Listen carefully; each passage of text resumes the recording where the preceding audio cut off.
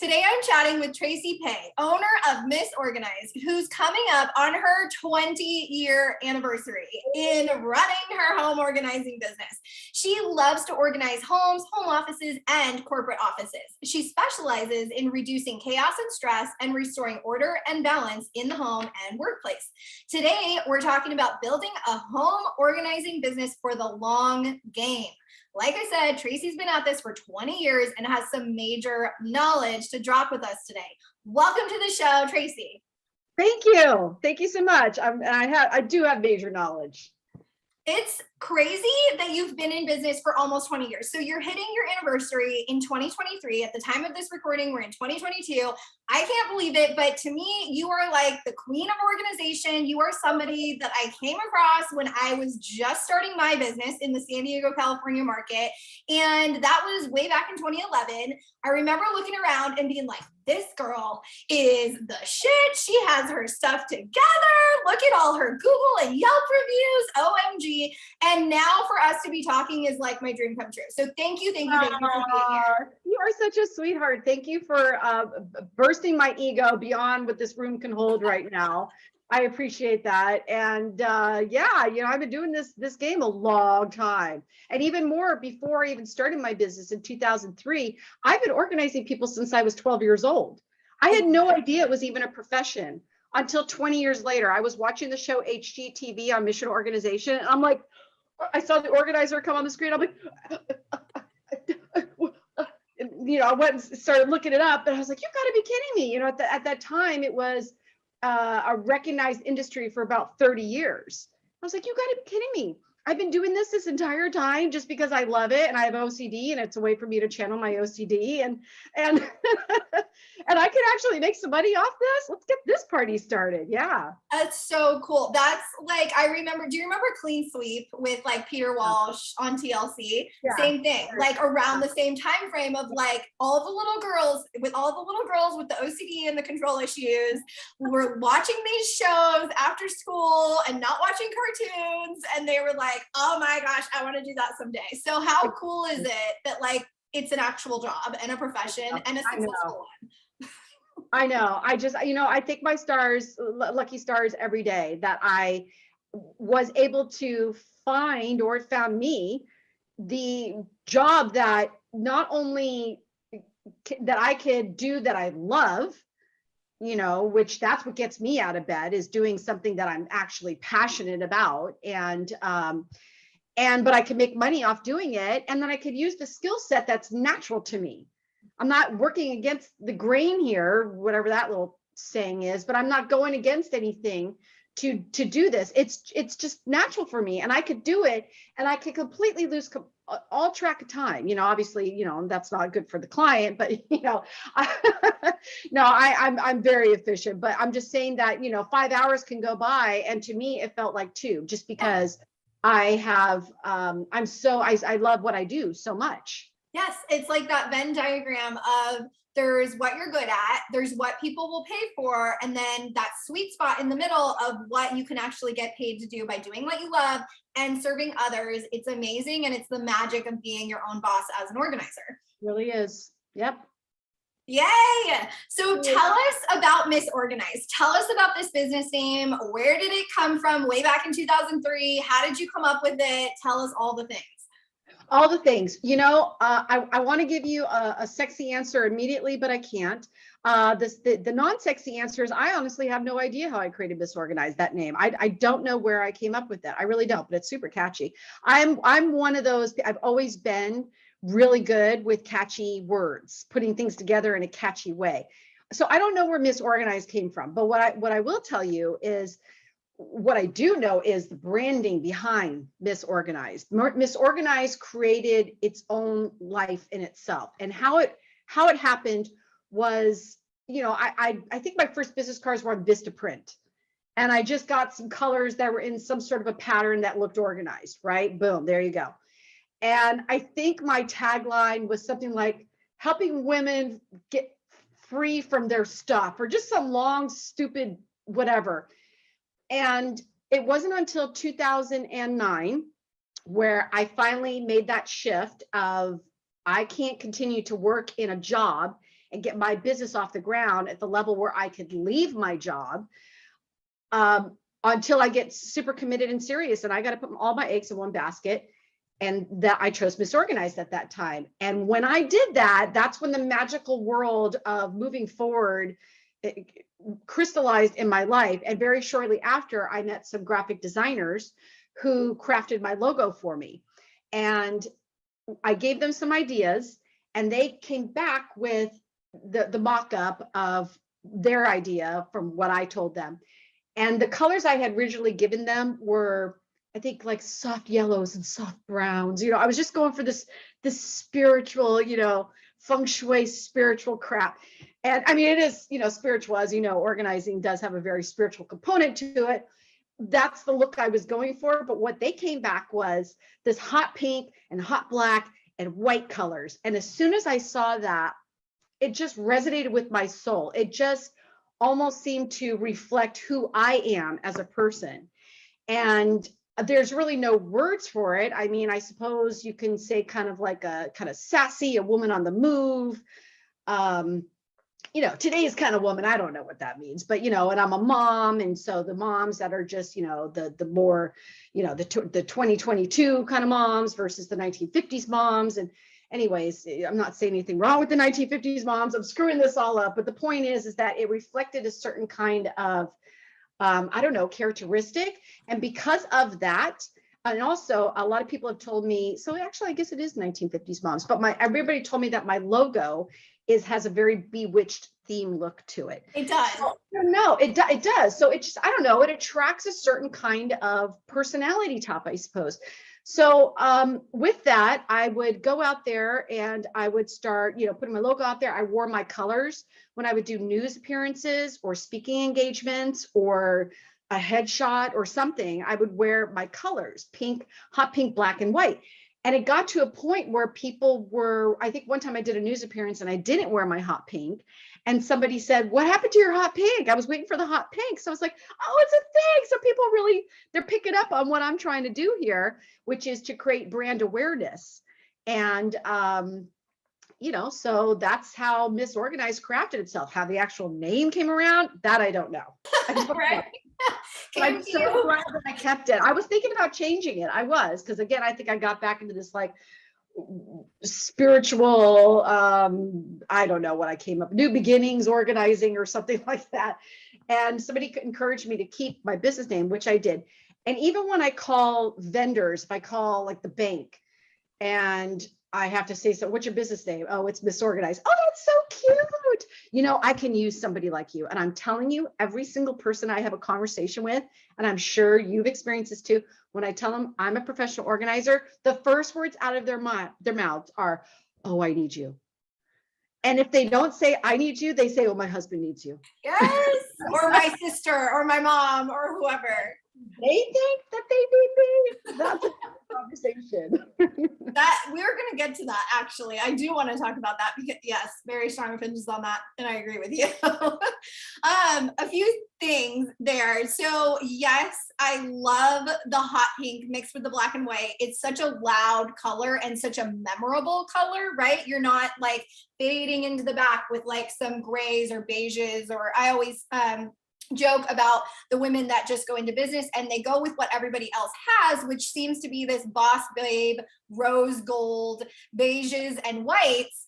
And you're just going to fade into the sea of all the other organizers in your area if you don't make a statement that's aligned with what you want, right? And so like when I think of Misorganized, even like literally, Tracy, you've been in my brain since 2011 and I've always remembered your logo. And thank God you didn't change your name or your colors because it's memorable, just like you said. My color, as you can see if you're watching this on YouTube, is this bright yellow. I've had so many people come to me and say, every time I see yellow on my Instagram feed, I know it's a post from you. Every time I see something on Facebook with that bright yellow color, or you're wearing a yellow dress or a yellow top or whatever, I know that it's you. How cool is that it truly becomes brand recognition? Yeah, it's very cool. I love it. And it's so simple. It's so simple. It just plays to the, the human psyche is all it is, because and this is where, tying in feng shui for a second, if I can divert to a topic that is still part of organizing. I'm also a feng shui practitioner. And one of the things that you use in feng shui, it's called a feng shui cure. You can use colors, and colors create certain feelings. So, if you're flashing a red, like the matador, right? Flashing that red flag in front of the bull, and the bull, it's causing the bull to want to charge, so that's kind of the mentality that I had behind these colors. I mean, they were created for me, but then I immediately understood the effect, because if it had that effect on me when I saw it, like, oh my God, this is amazing, then I knew that could have an effect on somebody else, and they would think, oh, well, this girl, she's a lot like me because she likes these kinds of colors. These appeal to her and these appeal to me. So I want to do business with her because we're already alike in that way, as weird as it sounds. It's an attraction thing for sure. And I know, like, even with feng shui, sometimes practitioners that I've spoken with in the past also do like relationship coaching, dating coaching, matchmaking, like tying in colors to all of that, right? Like your home is your sanctuary, your nest,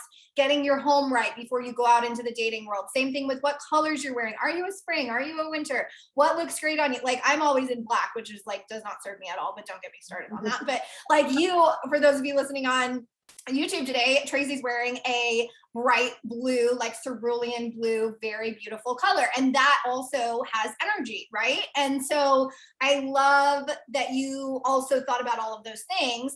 Let's talk about your feng shui work for a second too. Is this something that you still practice? Is this something that people still want? Like, I know back in, I don't know, probably like 5 to 10 years ago, it was like so trendy. There were so many books on it. It was so popular. Everybody wanted to be feng shui, right? Tell us about your services there. Yeah, this is something that I have integrated into my organizing work just as more experimentation than anything when I first learned about it, because my mother gave me my first feng shui book, and I applied a feng shui cure right away, which is I put a little plant in my prosperity corner. And the next day, my stepdad came to me and he said, I just invested $1,000 in stocks for you. So I'm like, sold on this feng shui thing. And I remember I would learn these little things, and I'm like, well, let's test this out. I tested out, boom. I'm like, sold again. And then I started applying it to my clients because it's just a natural fit, because feng shui is all about energy, is really all it is. It's just about creating energy in your home that vibrates at a high level, because energy, all that is just vibration. And the higher, what I discovered through my practice is the higher the vibration, whether it be in your physical space, whether it be in your physical body, whether it be in your thoughts, whether, whatever, however, the higher the vibration, the better things feel and function, right? The flow. That's what it's all about, is just creating a flow that is easy and brings you good things and makes you feel good. That's all it is. So when I'm organizing people's home, removing clutter, that's part of feng shui, right? You're getting out those things that have an energetic charge to it that is probably negative. Just a simple thought like, oh, I might use it someday. Believe it or not, that has a low energetic charge to it, right? And then you remove that, and you shift the energy. And then when you shift the energy, because of the way feng shui works, it is believed that every part of your home is associated with an area of your life. So as an example, the upper right-hand corner in your home, when you walk in through your front door, is the relationship corner. So I love going into single women's homes, and if they just happen to have their closet, their master bedroom closet in the relationship corner, and I explain how feng shui works, that you basically holding on all these clothes that don't make you feel good, doesn't fit good, it doesn't look good, that has a low energetic charge. And guess what? That's happening in your relationship corner. So guess what? You're probably having problems with relationships. And then their eyes get huge. And then next thing you know, 30 minutes later, they have 5 bags of clothes sitting at their front door, ready to be taken to Goodwill, where before they were like, oh, I haven't been able to part with anything. Because now they have a need to actually get rid of the stuff, because they have a larger goal of, hey, I don't want to be single anymore. I'd like to find my perfect mate, blah, blah, blah. Yeah. Yeah. So I just I love it. I love doing that stuff. And it goes hand in hand. And every once in a while, I'll have somebody who wants to hire me just for feng shui. But most of the time, it's just me integrating it. And it's a really big selling point for me, too. That's what makes me very different from any other organizer out here in San Diego. I don't know. I'm sure there are, but I don't know of any other organizers that are also feng shui practitioners at the same time. So that's my selling point, one of my selling points. And that's what causes people to sometimes come work with me, because I position it in a way of, I'm going to organize you, but when I leave, you still have life to live here. And if we're not fixing those things, those energetic blocks that are causing you to still have problems in these areas of your life, then the organization, it's going to be great, but it might go back to the way it was because you're not fixing the things that caused it in the first place. That's my approach.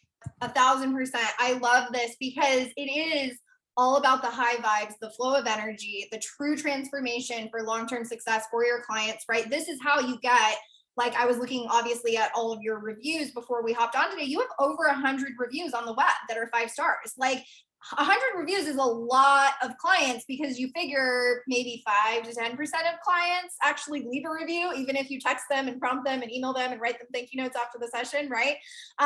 So Tracy has 100 reviews. This is a testament to showing that, yes, organizing in this way with these lifestyle changes and true habit changes can be truly transformational. I remember I had one of my clients, I remember, like, do you remember every single client that you've ever had? I feel like I remember like maybe 90% of them, and the other ones I want to forget. I remember quite a few. As a matter of fact, I just had somebody contact me the other day, and she says, do you remember me? I'm like, I wrote a whole chapter in my book about you. And she says, what? And immediately got online and ordered my book. I'm like, yeah, I remember you. But no, I don't remember every single person, but I do remember quite a bit of them. The standouts. Oh my gosh, how cool is that? Isn't that the best when you get it? First of all, don't change your number if you're an organizer, because you will literally get text messages or phone calls or voicemails from people that you served 5 years ago, 7 years ago. I've had the same number for like a billion years. I don't know about you, but it's the best feeling when somebody texts you and they're like, do you remember me? Blah, blah, blah. And you can remember exactly who they are, where they live, what neighborhood, all the things. And even more so, what the biggest compliment to me is when those people contacted me, this lady did the same thing when she says, I'm still practicing everything that you taught me, and everything that you put in place is still in place. And we've moved, and I've still been able to apply what you taught me to this new environment. That's the biggest compliment I think any organizer can receive, is being told that their work is lasting. And that's always the sign of a good organizer. And that's another selling point that I use when I'm trying to sell a client, which is, I'm not going to be one of those organizers that, I'm not saying that there are, but I'm sure there are organizers that will fix the problem, but they don't fix it so much to the point that they're not going to have to be called back again in the next month or two. That's not my interest. I want to set people up so that the results last, so that, to me, I mean, sure, can I make more money by doing it in such a way that they have to keep calling me back? Sure, I could do that. And maybe there's some organizers that operate that way. I personally, it's more important to me to feel good about my work as an organizer, and to have integrity with my work, to know that I set something up that I know is going to stick around for a while. And that to me is an attestament of my professionalism, my work, my experience, and my expertise. That means more to me than, keep getting money from people because, I didn't set it up right in the first place. 1,000%. I think some people get into this and they think it's going to be like a churn and a burn, a Band-Aid solution. Oh, I'm just going to go clean this person's house real quick. You're not a housekeeper. This is totally different. And I know that now that the industry is more and more well known, speaking back to what you said at the beginning of mission organization on HGTV in the early 2000s, a lot of people didn't know what organizing was at the beginning of those times, right? They were like, you clean houses, you remove junk, you're like, huh, what? I'm going to pay you to help me get rid of what? Like, now here in 2022, with all the different TV shows, all the different books, all the different celebrities using organizers, like I love the industry right now because there is a clear differentiator of We're not housekeepers. We're not maids. We're not house cleaners. We're not whatever you want to call us. We are truly professional organizers. We have a specific skill set. It's a trade. It's something that can't just easily be taught. I can't go hire 5 girls down the street to come organize with me on my team. It's not how that works. You have to have that gift. You have to have that brain to be able to set up those long-term solutions and systems for your clients. Very true. It's very true. And because there's so many nuances with people, you know, we can systematize what we do only so much. You know, typically when I organize a kitchen, which is one of my favorite spaces to organize, is kitchens and pantries. You know, almost always it works better when the oils and vinegars go to the right or the left of the stove, you know, but it's knowing the client is have the experience to know how to ask the client about when they cook, how they cook, you know, who's cooking. When you put things back, where do you like to put them? When you know, how much stuff do you actually have?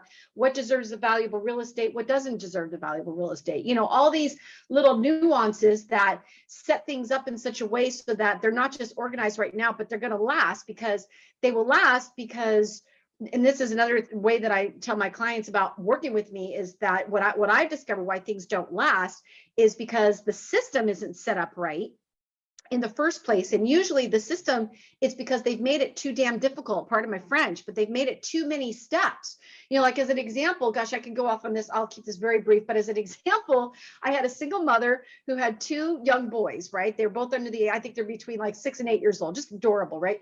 And her laundry was just backed up for days. I mean, just backed up, like beyond she could ever get on top of that on her own. And finally I asked her, I saw she had an ironing board. And I said, why, what are you ironing? And she goes, oh, well, I iron my boys' clothes, like including their jeans. I said, are you insane? You do not have time to iron these clothes, and they don't need to be ironed. They're boys' clothes. Why are you doing this? Why are you putting this on yourself? And she said, well, it's because that's what my mom did. And, you know, that's a whole other podcast in itself about how people's patterns around organization, how they tend to be a reflection of what their parents taught them. I was like, this is a 1952 lady. You got to throw that iron away. You don't have time for this, you know? So that's what I'm saying about setting up the system, is setting up the system for them so that you're understanding their lifestyle. Do they like to hang clothes? Do they like to fold clothes? You know, those kinds of things make it so that they can keep up the system. It's not too difficult to do so, therefore it's going to last. 1,000%. I think too, this makes me think of what we started to talk. I love this conversation because we're going over here, we're going over here, we're going over here, and we'll come back to all of it, I promise. But hiring someone for someone else is something we mentioned briefly at the beginning, where having somebody book their mom, having somebody book their dad, having somebody give a Mother's Day gift of organization to their mother who does not want to be organized, giving a Father's Day gift to their father who does not want you in his shed or his garage or his man den. No Bob the Builder. No, can't touch Bob the Builder's tools, even though he hasn't touched them for 25 years. Okay, Bob. Don't give gift cards to people that don't want them, and don't book services for your parents that don't want them. This is the worst. Don't do it for your husband. Don't do it for your wife. And the first question I get when people contact me, and actually now it's even on my contact form, where I literally have the question that says, are you calling on behalf of somebody else? Right? Because it's a completely different conversation when I'm doing the assessment. The consultation, completely different conversation. And if I do wind up talking to those people, the very first question I ask them, okay, this is for your mother. Does your mother want this? Well, you know, she's really hesitant to it. Okay, then it's a no. You know, because this has to work for me too, as an organizer. I'm not just some robot that's going out there and like, what do you need organized? You know, what can I put away for? I'm not like that. You know, I'm a person too. I have to enjoy this work too. I do this work because I enjoy it. And obviously we all know that as organizers, we're not, I mean, this is the case in any industry, that we are going to work with people that we don't like to work with, and we are going to do projects that we don't like to do. But for the most part, you know, as you get more seasoned as an organizer, you learn those kinds of clients that you will work with, that you won't work with, the ones who are going to cost you more money in the end, the ones that are going to be more headache than they're worth.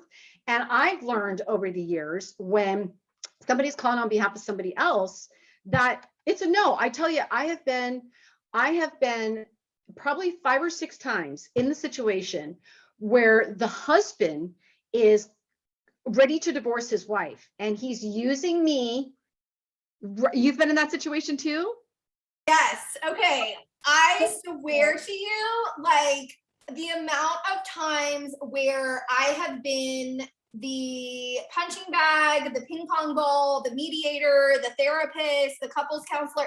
I'm not clinically trained. I am not here to be your LMFT, licensed marriage family therapist. I am not here to be your preacher, your pastor, your pope, no. I am not here to heal your broken relationship. I am here to get rid of your shit. Okay. And I have strong feelings about all of this, believe me. Okay, so yeah, you definitely relate, and I knew that you would, but that's what it comes down to. And that's what the tricky part is about doing this business, is because people ask me all the time, are you a therapist? And I'm not a therapist. I don't have any background in working as a therapist, but I feel like I am.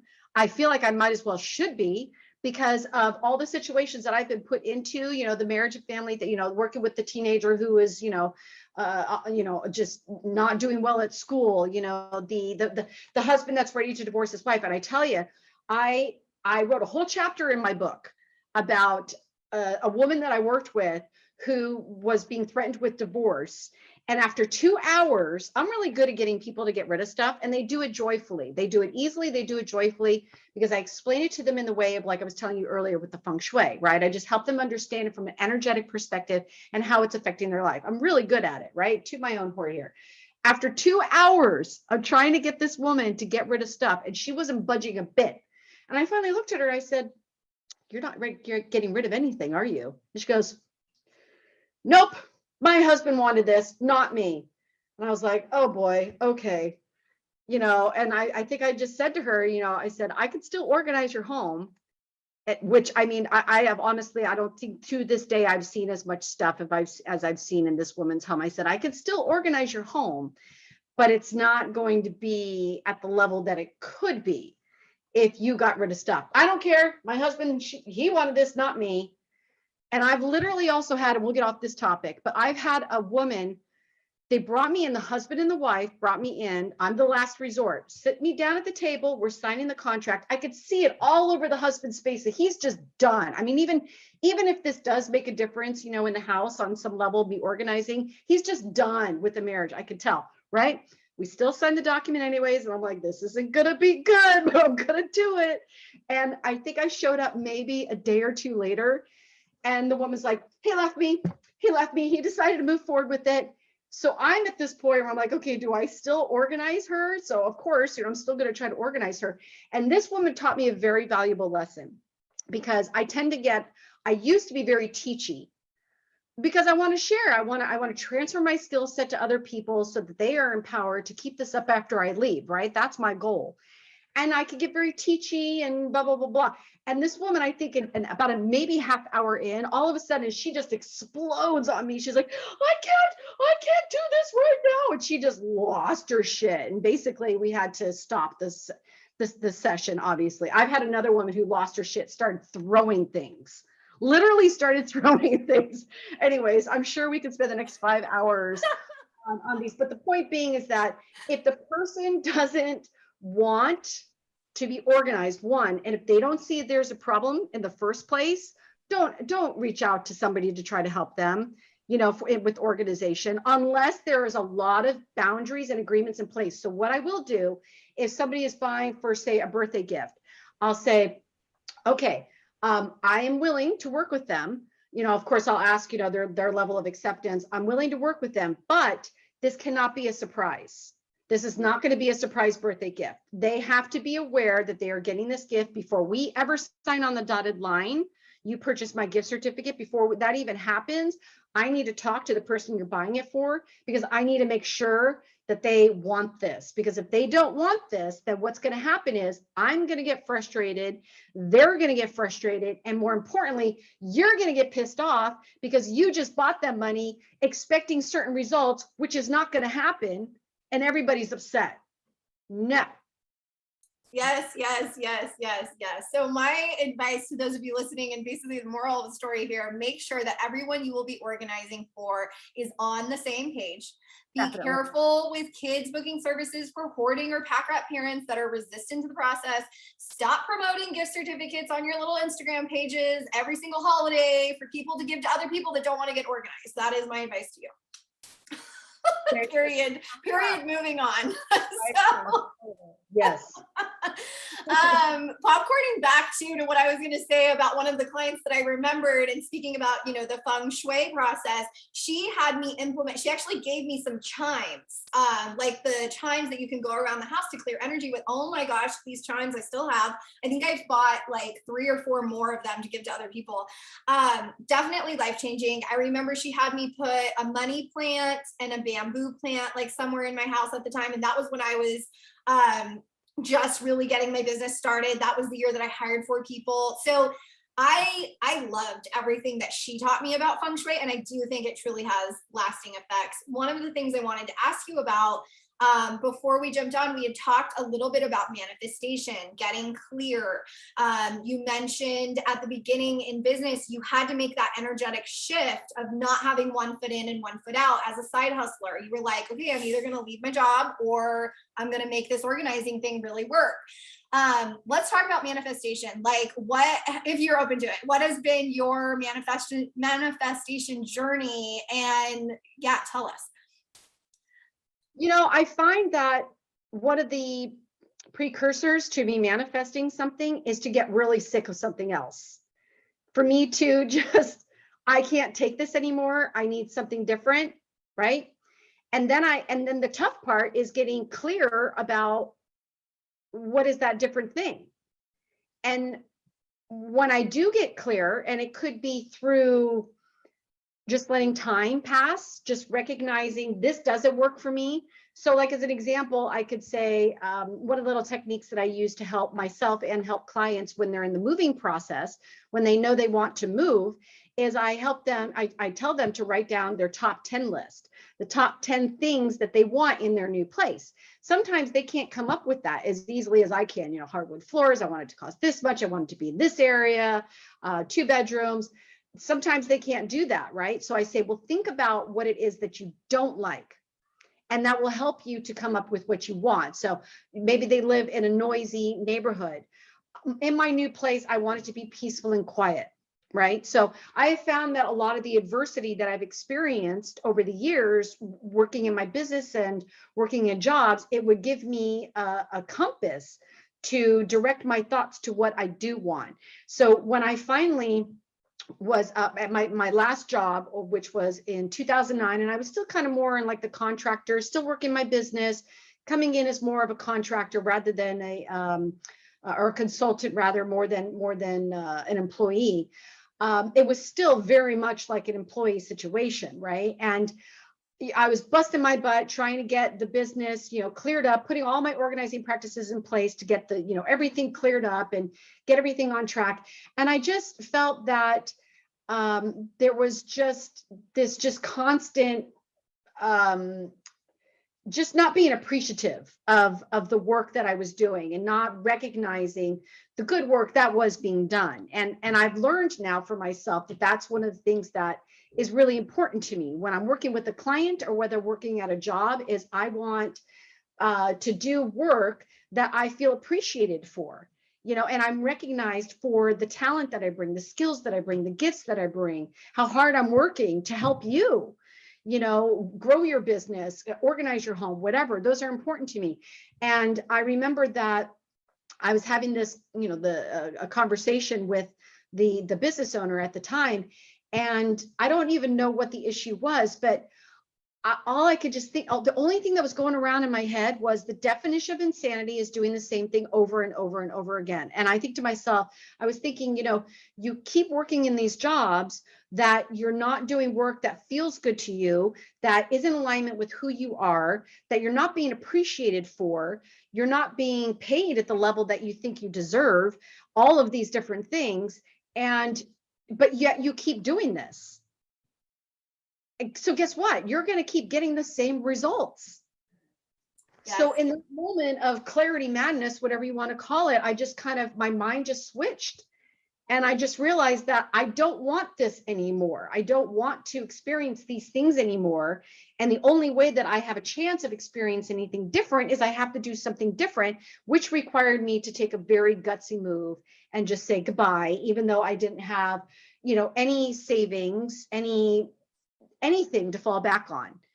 So, with that, I just kind of put one foot in front of the other. And I tell you, desperation is it's a good motivator for me, especially when it comes to having to pay the bills, So, but it's also in those moments too, where I tend to become the most creative, and I tend to be the most, I'll use the word ingenious. I'll give myself that, but it's where I'm coming up with the creative solutions to help me generate the business out of sheer desperation to pay the bills, and so that's the way I had to operate and approach this, not starting my business, but going into my business 100% committed. I just had to just say, okay, one foot in front of the other. I'm scared to death, but that's going to motivate me to start looking at organizing or doing speaking engagements, because maybe speaking engagements will lead to more business, even though I was scared to death of doing speaking engagements, so I just started looking for all these different ways that I could potentially draw in more business until I became more savvy and understood, when I do this is the thing that tends to generate the business for me. So don't waste your time doing all these other different things that are not bringing you in money, because at the end of the day, they might be fun. And, I can be considered the expert and, feed my ego, but they're not paying the bills. So that's been my approach. And I don't like that that's been my approach, but I mean, that's been my approach. So I totally agree, because it is baby steps to success as an organizer. Like, speaking back to business longevity and growing a professional organizing business, it is baby steps. It is micro minuscule steps. Sometimes it is big leaps. Other times there's seasons in business. There's phases in life.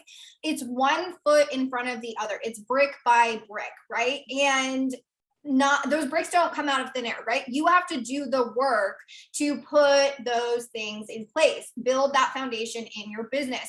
And like you said, you have to double down on what works. So you might be doing a book, you might be doing a podcast, you might be doing speaking gigs and local workshops at your local library and YMCA and PTA groups and HOA meetings and whatever, right? You might be doing neighborhood canvassing, you might be doing articles for nationally published magazines. Like, whatever you're doing is not all going to work, right? Back to the 80-20 principle, the Pareto principle of 20% of your results, or sorry, I always say this wrong. 20% of your results, no, 80% of your results come from 20% of your actions.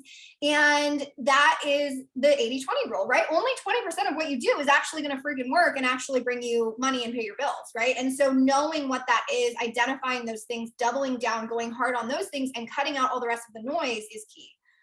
Absolutely key. It absolutely is key from a lot of different perspectives. One of the perspectives that I think a lot of us organizers all face, and this is something we have to be very careful of, not only as an organizer, but as an entrepreneur, is doing so much, just doing so much that you burn yourself out, right? And that is the killer for any entrepreneur, is burnout, but especially organizers, because we can work in very toxic environments, in very toxic situations.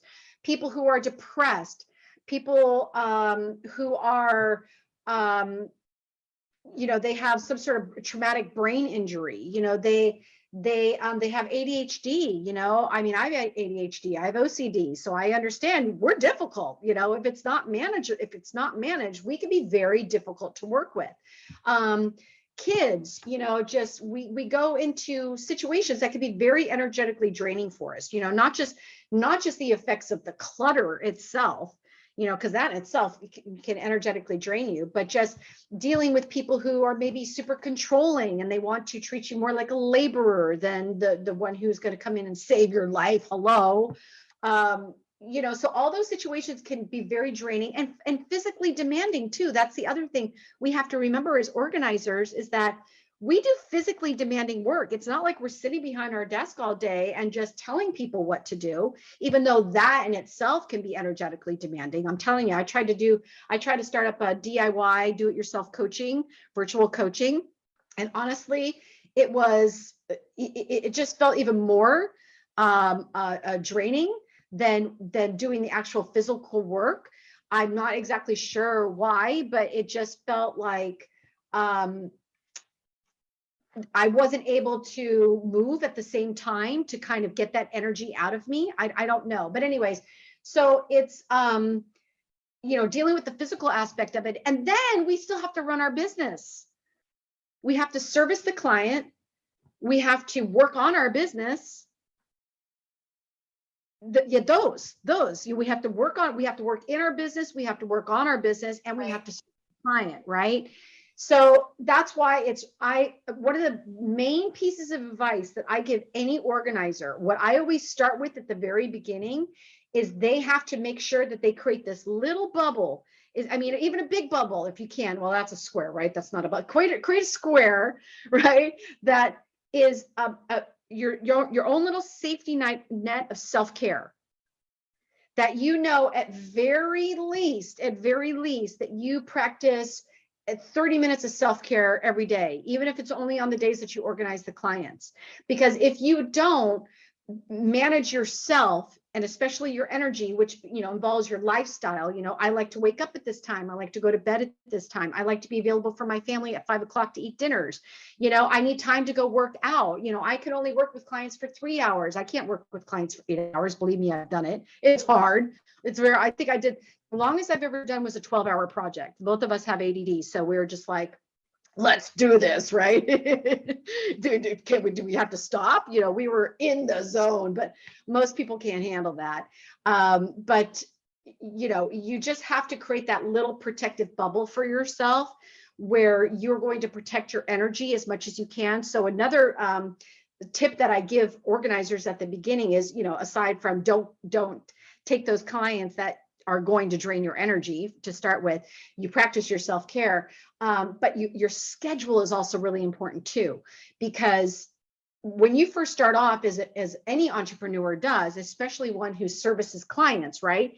You want the work, you probably have to pay your bills, and you're willing to take whatever, so somebody says like, oh, well, I'm only available starting at 4 o'clock at night, I don't know about you, I'm 51 now, but I'm just like at 4 o'clock, I'm already thinking like, okay, dinner's going to be in 5. I'm going to be in my jammies at 6, and I'll probably be asleep by 9. As sad as that is to say, that's a far cry from my 20s, but that's the reality of my life. And that's what is going to make it. If I can get those things in, then I'm going to be energetically available for you the next day, which is going to make me more effective as an organizer, which means your results are going to be even better.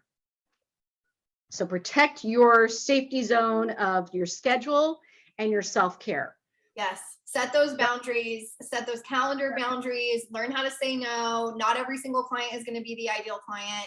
And I love what you said, even just speaking back to that time of one foot in, one foot out. Know what you're telling the universe. Know if you're telling the universe, oh yeah, it's fine to break my boundaries. Oh yeah, I don't care about myself. It's fine to not have my self-care time, or not have my morning routines or my evening routines or my rituals or whatever keeps me going, right?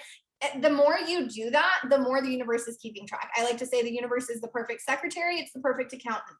It keeps track, it records. And if you're unintentionally telling the universe things like you don't want a successful full-time business because you're still working in the job you hate, even though it's draining you completely, as an organizer, then that's what you're going to get. Yeah, it's true. Yeah. Mic drop, right? I love this conversation. I could literally chat with you all day. All day. Thank you so much for being here. And for those of you listening, you can check out Tracy's website, check out her awesome branding, the I Dream of Jeannie, Mid-Century Modern Vibes. I love it. MissOrganized.com, and listen to her podcast, The Misorganized Show. And you can also grab her book on Amazon called If Clutter Could Talk. Thank you. I loved this. Thank you so much for being here. I hope that this was helpful for all of our listeners, and I so appreciate your time.